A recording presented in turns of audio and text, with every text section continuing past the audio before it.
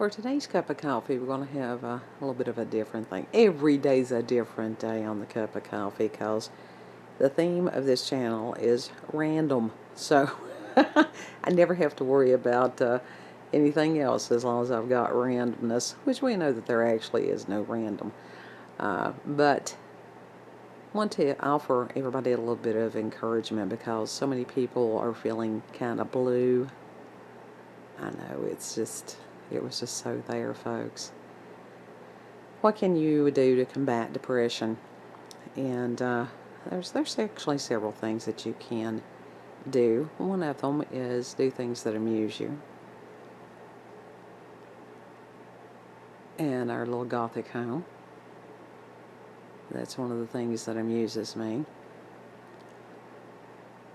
And for those of you who may not know it, at one point the clutter does not amuse me. That is something that needs to be attacked.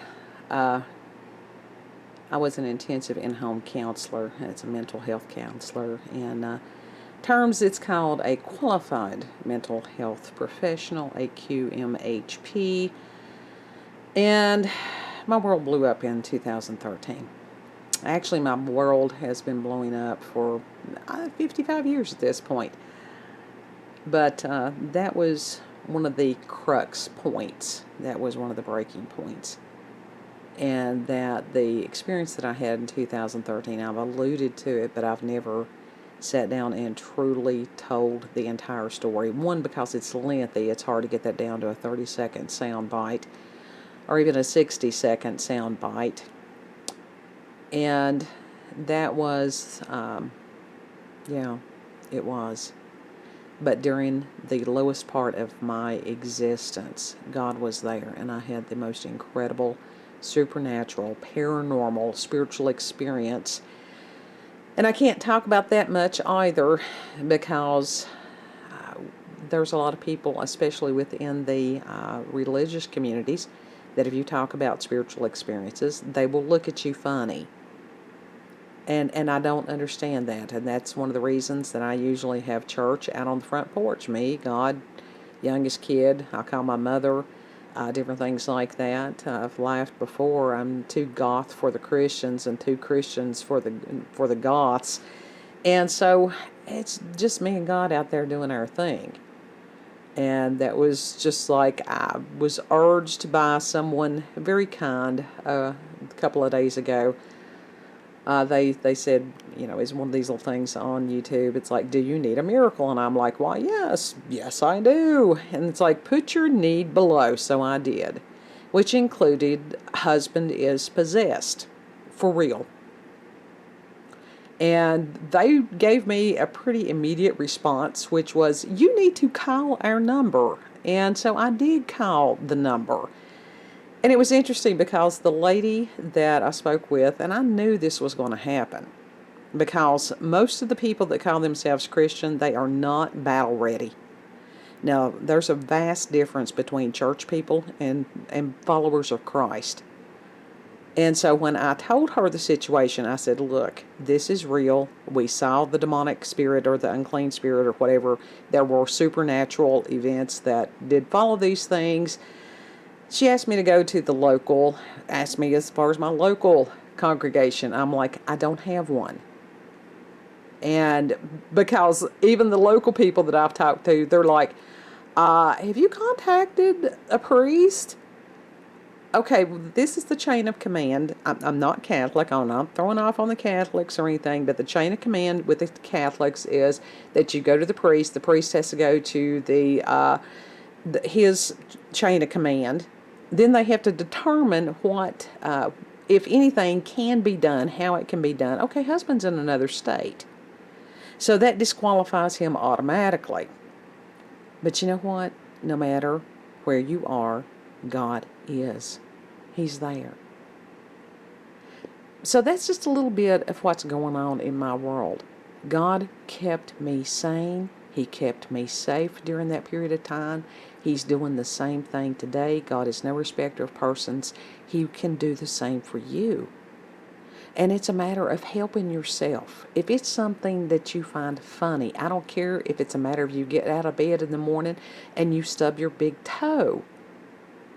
Laugh about how you dancing around and cussing, because I'd say that that's pretty funny. I know that when I do that, I think about it later and I'm like, well, it was kind of ridiculous, wasn't it? And so learn to laugh at ourselves, even if it's a dark sense of humor. I was an EMT when I was 16 years old, and I've seen some pretty heinous stuff. I saw some pretty heinous stuff when I was a corrections officer and as a mental health counselor. Because when you're dealing with somebody else's pain, it flows through you, but you cannot allow it to become trapped in you, or you lose your effectiveness. So you develop a dark sense of humor, and that's okay. Don't let somebody judge you. Don't be judging somebody else because they laugh in a situation. Maybe that's how they're dealing with that. But things that you can do that helps you. Candles. If you like scented candles, don't discount hard candies because that's something that's tactile. If it's reading a book, if it's just holding a book, I can tell you that for me, that documentation and research, those are adult wubbies. Everybody needs a wubby, okay? For Hanukkah, my plan is to design and create damn it dolls for everybody. That's what they're not getting one for each 8 night, but they will get something for Hanukkah. So I have that to look forward to. Don't get trapped in your head. Don't get trapped in just today. And one of the scriptures that the scripture I want to focus on today is a little bit of a ministry moment in with this. And this is 1 Samuel chapter 30, verse 6. I'm reading now the New King James. You can see all this and read for this. I'm transparent, folks. If I was any more transparent, I would be, basically just invisible. Now David was greatly distressed, for the people spoke of stoning him. That's not the happy kind for you out there who imbibe. That is actual picking up rocks and hitting him in the head with it. Because the soul of all the people was grieved, every man for his sons and his daughters. But David strengthened himself in the Lord his God. And it's that last sentence that I want to focus on, because if you want to go back and read the whole where to and the lead up and the aftermath and stuff like that, just go right on. The Bible is fascinating.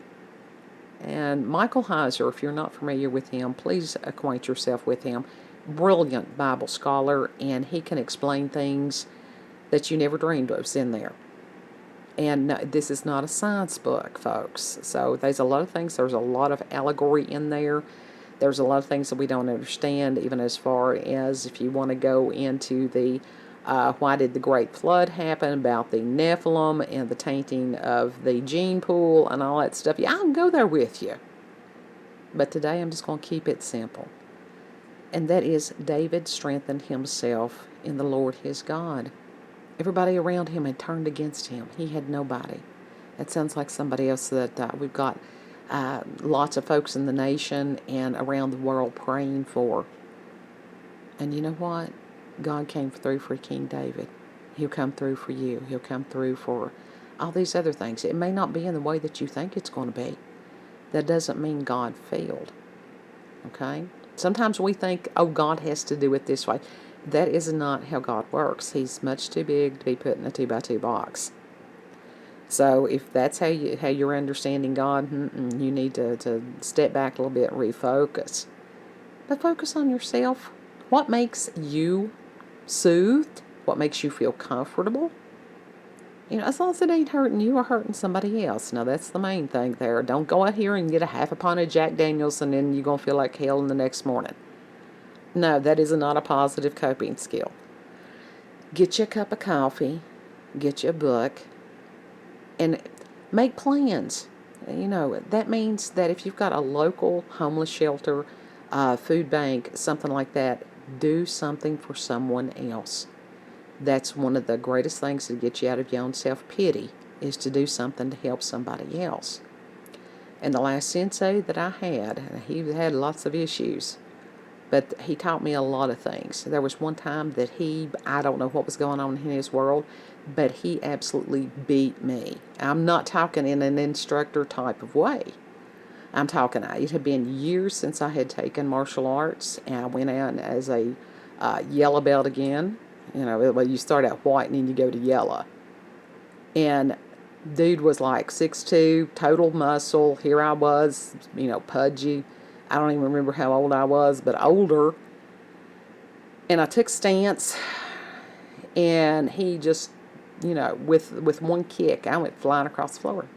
And I got up, and I took stance, and he did it again. And I tried to block, and there was nothing I could do to stop him. And on that last time, we had class in a ballet studio, and I dragged myself up by the ballet bars, and I took stance.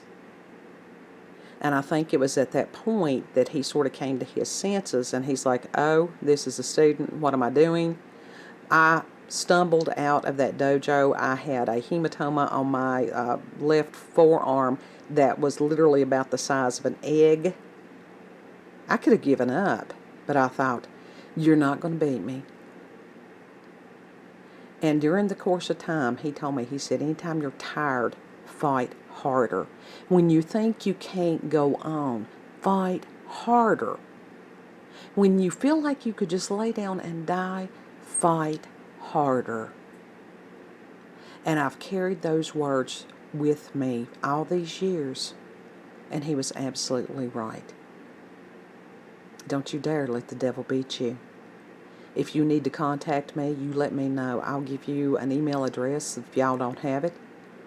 There is somebody out here that gives a damn about you, about your lives, and that's not just random whatever. It is random, but it's random with purpose. Because you are loved.